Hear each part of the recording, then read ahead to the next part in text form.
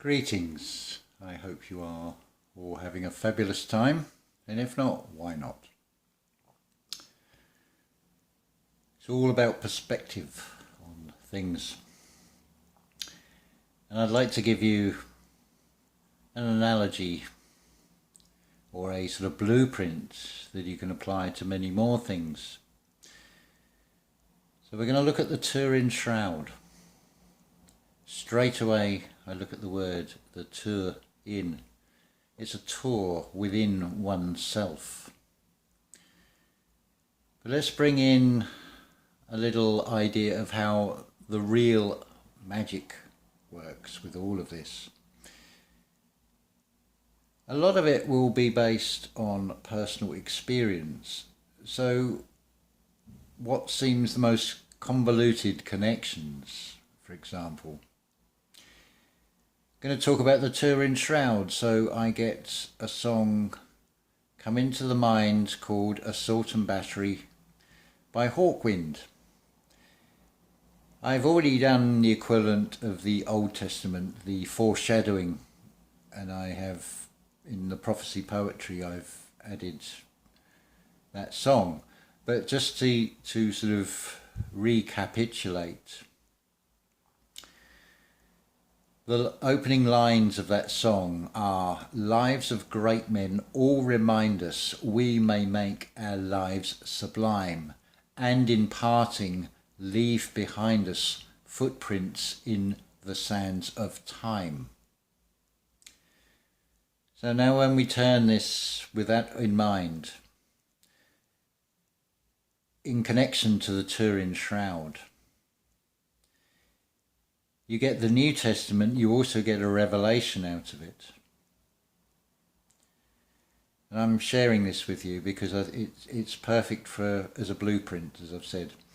So, arguably, it could be said that that image in the Turin Shroud is the greatest man that ever lived, and has had a profound impact on this reality in one way or another. No judgment on, but just generally, I think most of you would agree that that image and what's associated with that image has had a huge impact. Now, what have we got here? The first rabbit hole to avoid is getting into the when it happened, who it was, what the image is, who the image is of, and so on and so on. You internalize the question. Now, have you ever seen the Turin Shroud with your physical eyes in person? Have you physically touched that Turin Shroud in person? So when we're talking about the facts of the Turin Shroud, what we come down to is gossip and hearsay mostly, in the form of a book, on the internet, the pictures, the backstory behind it, the history of it. We brush all that aside. The devil is in the detail. That's irrelevant. Why? Well, are you not a presence, and therefore you are in the present? So the only part you need to focus on in that is what is in the present. That is, you have a image of a human being impressed into a material backdrop, a backcloth. Now, I'm only going with what the general conception of the representation is of that image. You can attach anything else, a religious persuasion or whatever, to it. Again, that doesn't matter. That's irrelevant.